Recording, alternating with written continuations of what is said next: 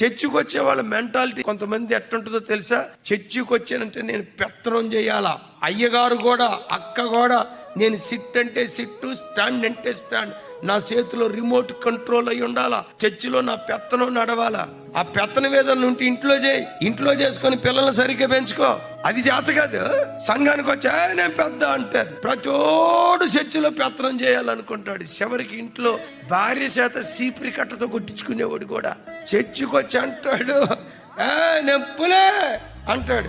ఇంట్లో భార్యను ఒక్క మాట అంటానికి కూడా గడగడ.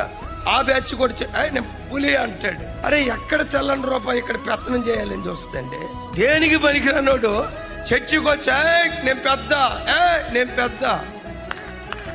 దేవుని మందిరపు గుమ్మంలో నేల మట్టుకు తగ్గించుకుని బ్రతుకు, ఆకాశం అంత ఎత్తుకు దేవుడు లేవనెత్తుతాడు.